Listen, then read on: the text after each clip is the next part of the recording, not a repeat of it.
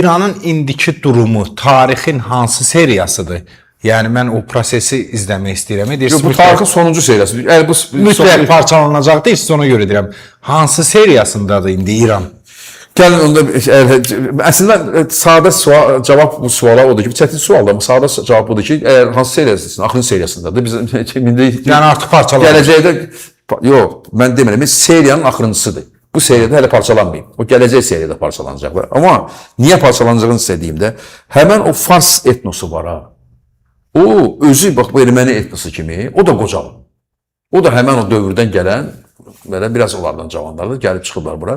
Və bu qocalmış, siz bütün etnoslar, bütün millətlər, insan necədirsə, ümumiyyətlə kainatda hər şey Tanrı ilə yaradıb ki, o doğulur, uşağın keçirir, gəncləşir, yetkin yaşlarına gəlib keçir, qocalır, büzüşür, məfruz, planetlər də elədir, ağac da elədir, hər şey elədir, etnoslar, millətlər də elədir.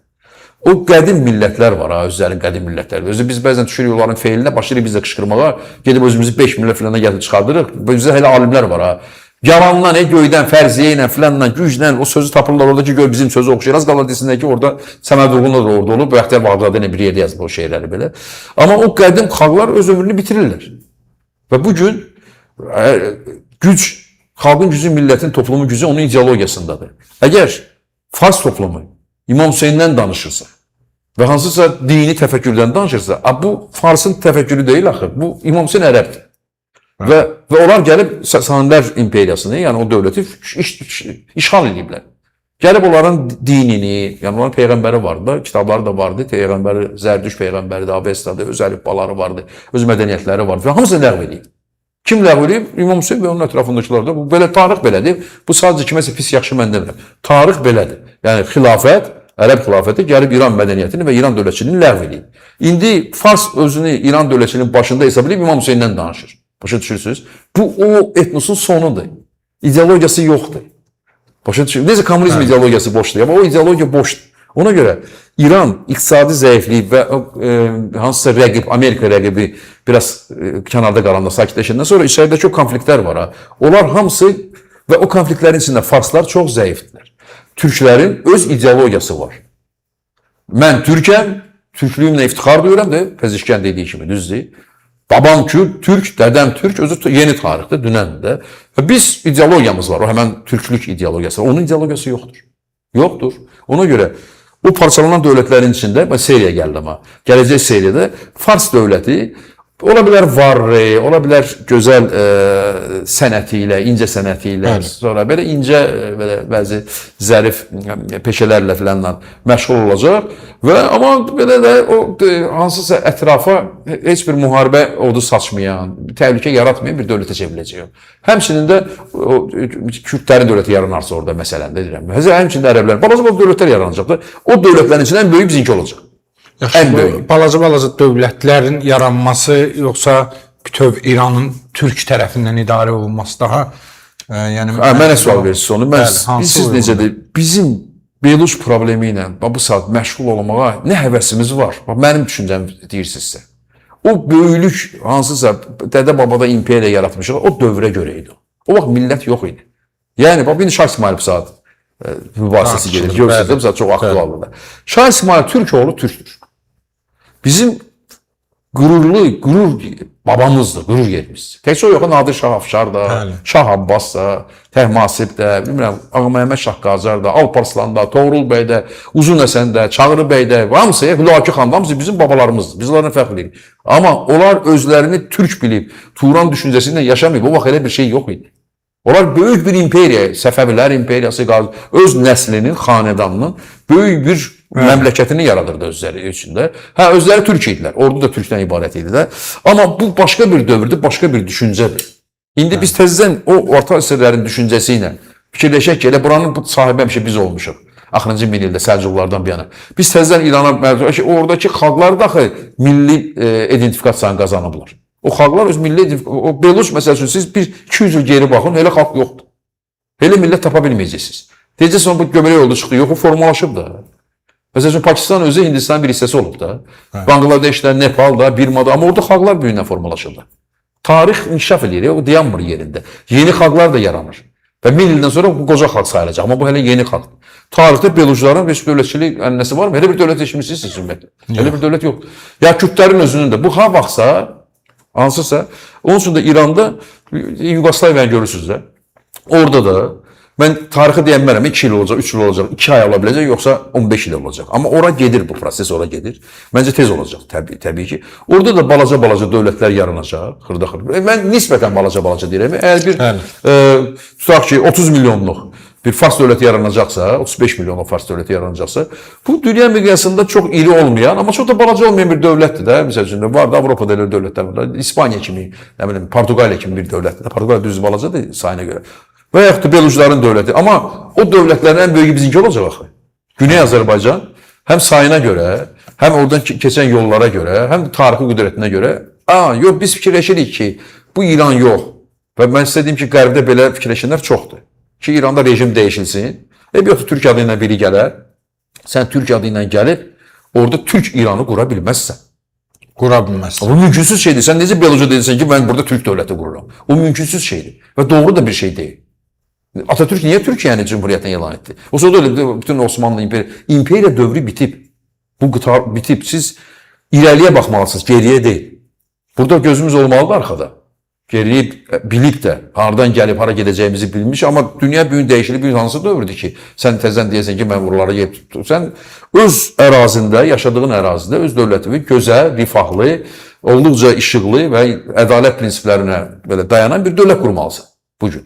Biz elə o yolu, yoxsa biz təzdən İranın başında dayanıb, onda müəyyən qüvvələr, hansı ki qüvvələr var, yeni başqa İran görmək istəyirlər.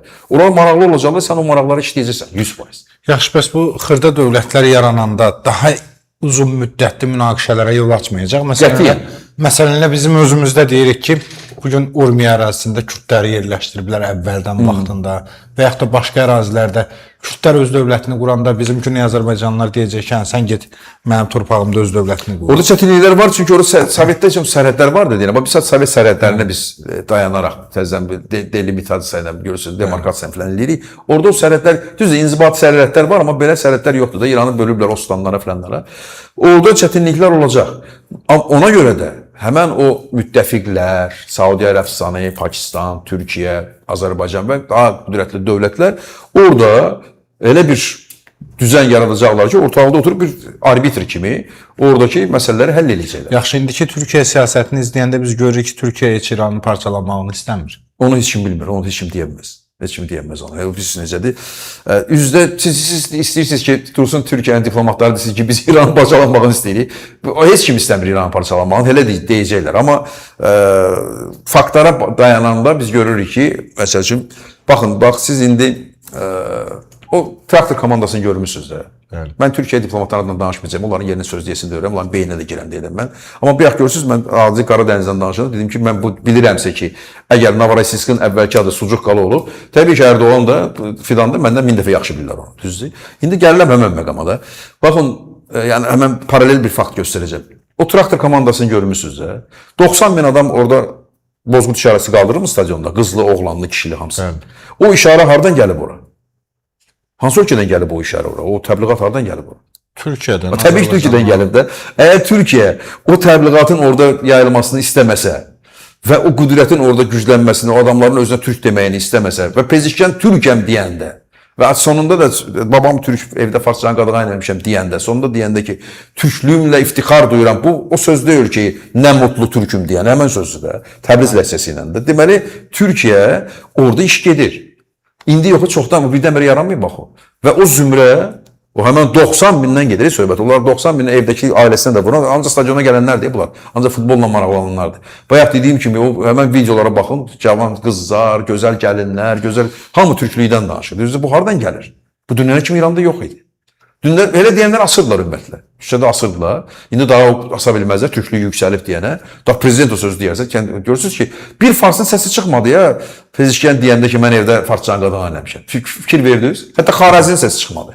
Hansı ki, deyirdi ki, mən prezident olsam Azərbaycanı İrana qatacaq. Bilirsiniz, indi orada əsas siyasetçilərdən biridir. O prezidentliyə namizədləri olanda deyirdi ki, mən Azərbaycanı, Tacikistanı prezident olsam qatacağım İrana. Ona görə də o iş orada gedir. Və Türkiyə heç vaxt açıqda orada elə heç bir partiyada söz demiş İranı parçalamaq. Amma proses gedir. Türkiyə bəyəm deyir ki, biz SSR-ni parçalanmağı istəyirik. Heç vaxt demirdik ki onu. Amma burada biz yaranırdıq axı. Biz Turançılar, Türkçülər cibimizdə Atatürk'ün şəklini gəzdirirdik də cibimizdə, düzdür?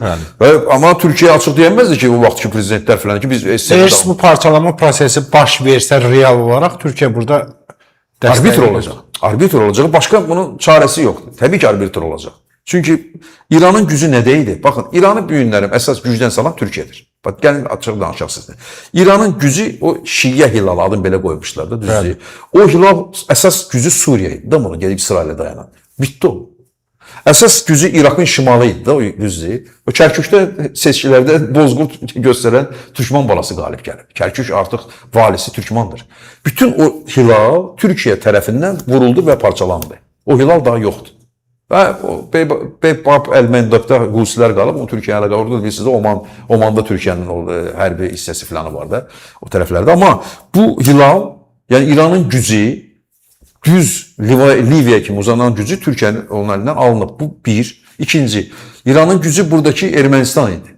Rusiya ilə birlikdə silahlandırırdı, Azərbaycanı zəif saxlayırdılar və ona dəstək verirdi. Burada İran uduzdu. Qarabağ əldən çıxdı, onların əlindən çıxdı. Doğru mu? Burada Xudafərin körpüsündə türklüyün bayrağı sancıldı. Və türklük burada gücdən günə güclənməkdədir. Düz İranın əsas düşməni Amerika sayılmırmı? Düz qulağın dibində yol Trump yoludur. O kimin hesabına o Trump yolu oldu? Türkiyənin. Və Amerika bu Oykumenada, bu ərazidə kimə başçılıq həvalə eləyir? Gözünüz önündə Türkiyə. Təbii ki, arbitr olacaq. O bu işlərin hamısında arbitr olacaq. Amma heç bir İranın diplomatından siz bu sözü eşidə bilməzsiniz. Mən İranın parçalanmağını istəyirəm, Güney Azərbaycan. Bu ola bilməz, bu mümkündür. Bu bizim işimizdir. Biz də onu danışırıq.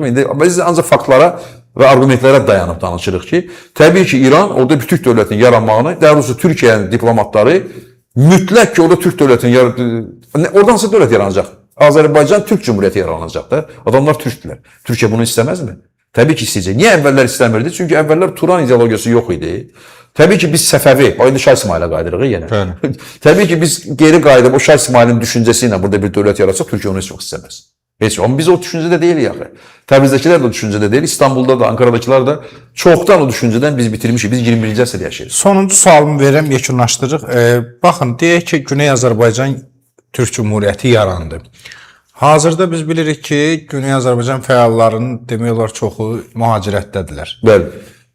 Sizcə daxildə belə bir potensial, qüvvə varmı ki, o dövləti idarə etməyə, orada məsələn də onun strukturları olacaq, orada təmsil olacaq? Sağ ol, əzizim, mənim qardaşım. Siz Pezeşkandan güclü potensial axtarırsınız.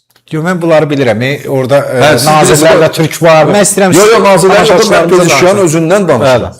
Əgər, bax, bu günlərin Güney Azərbaycanda bir küçə hərəkəti olsaydı, düzdür, bir qəhrəman, adı şərti deyirəm də, adı Rasimdir.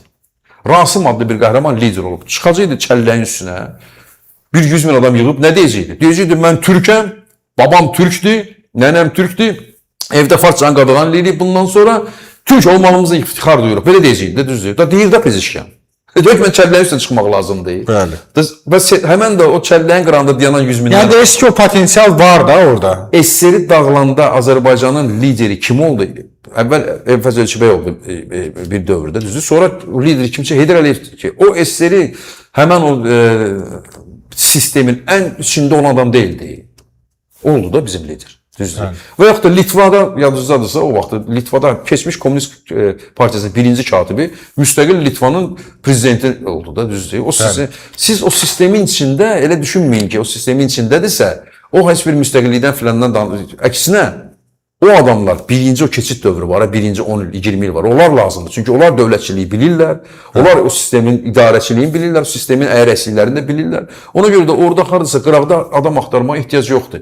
Ki, hansısa İsveçdə, dostlarımızdır, qardaşlarımızdır, hansısa Amerikada oturub, onlar iş görəcəklər, işlərini də görəmə bir-birini qırırlar ancaq, mən başqa şey görməmişim. Mən də elə onu müşahidə elə bir-birini qırmaq. Böyle Pezeşkan vardı orada da və Pezeşkan kimi də orada qeyrətli, namuslu minlərlə oğullarımız var həmən o Təbrizdə.